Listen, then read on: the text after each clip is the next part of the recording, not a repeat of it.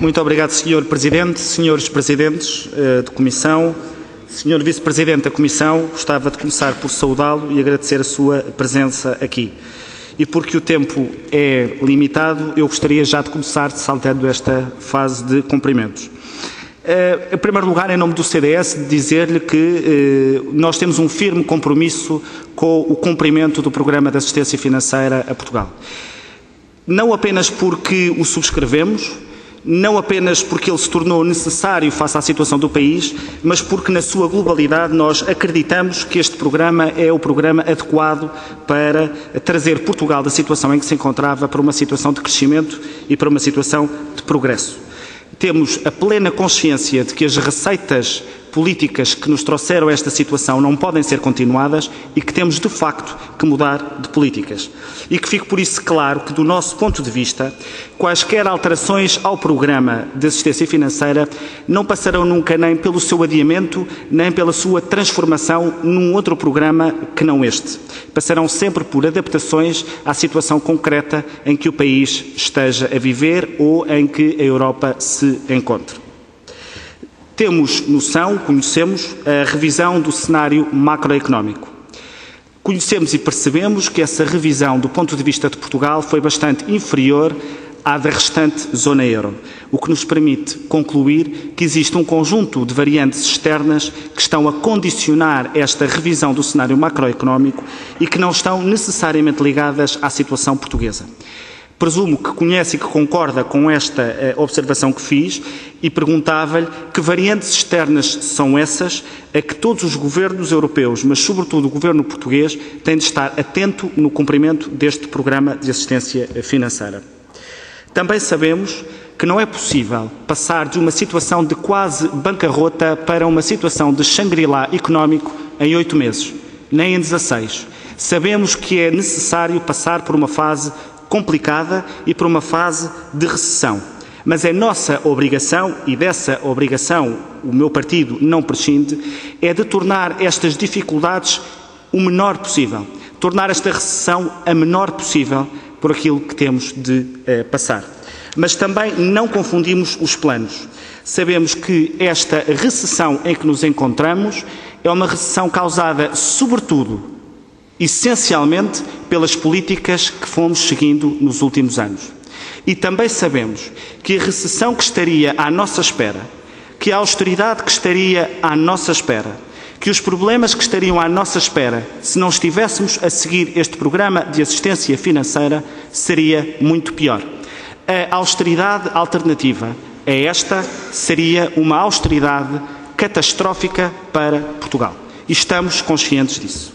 Mas há problemas, como é evidente, quando passamos por esta fase de maior recessão, há problemas que nós temos que atalhar e há problemas que nós temos que tentar enfrentar, tornando esta recessão a menor possível. Temos, é claro, um problema de financiamento da economia que temos de resolver. Por isso perguntava se considera que as medidas que já foram anunciadas pelo BCE e pelo quadro europeu são as suficientes para garantir o financiamento da economia. É porque este problema de financiamento da economia ganha especial relevância por 3 ou 4 contextos. O primeiro é pelo facto de estarmos na União Europeia e de, portanto, nos estar vedado políticas proteccionistas que protejam a economia portuguesa. Por outro lado, ganha relevância porque Portugal tem, neste momento, uma reduzida autonomia fiscal no sentido do cumprimento do programa. Não podemos, por isso, trabalhar neste momento com uma redução competitiva dos nossos impostos para poder fazer face à necessidade de financiar a economia.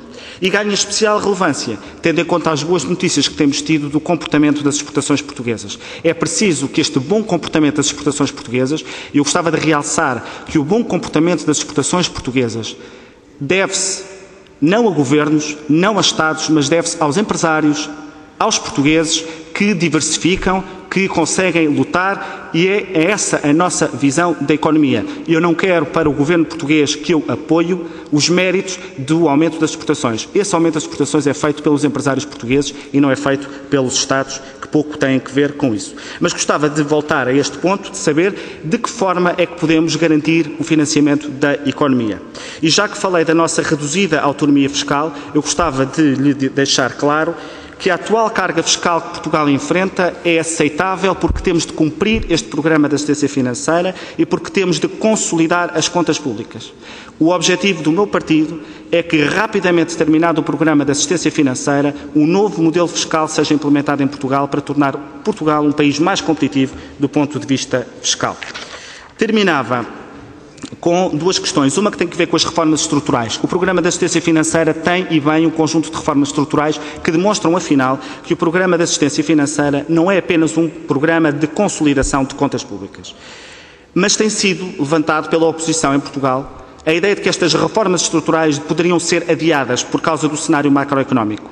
Concorda ou não comigo que as reformas estruturais no mercado de trabalho, na concorrência, na justiça, no arrendamento, são reformas que são independentes do cenário macroeconómico e que, de certa forma, pecam por tardias e, quanto mais as adiarmos, piores são as consequências para Portugal. Estamos cientes de que há muitas diferenças que nos separam da Grécia. Eu não quero que comente esta realidade. Gostava apenas de lhe perguntar um aspecto que me parece importante. É que este programa de assistência financeira foi desenhado para Portugal, para a situação portuguesa, para os problemas portugueses, para o contexto português e para o Estado português. E que não é legítimo, nem sequer é justo para os gregos, que se tirem conclusões das diferentes consequências que têm tido das situações económicas dos dois países com os programas de assistência financeira. Terminava dizendo, Sr. Vice-Presidente, que o meu partido está plenamente consciente de que Portugal vai sair da situação em que se encontra, como aliás sempre saiu. E está consciente de que vamos fazer isto graças à ajuda, mas também graças ao esforço dos portugueses. E o nosso objetivo não é que federalizemos os nossos problemas, é resgatar a nossa soberania tão cedo quanto possível para podermos tornar-nos de novo um país próspero e competitivo rapidamente. Muito obrigado. Muito obrigado. Em terceiro lugar, também várias intervenções a se referir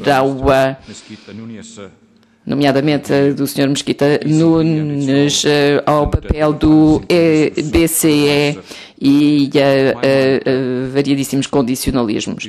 Pois eu entendo que o Banco Central Europeu desempenhou um papel fulcral no que diz respeito ao combate à crise nos últimos 2 anos. Em primeiro lugar, por intermédio dos programas de garantia e desde janeiro, fevereiro, as emissões, os reforços de liquidez a 2 a 3 anos, o que permitirá restabelecer a confiança ao nível do nosso continente.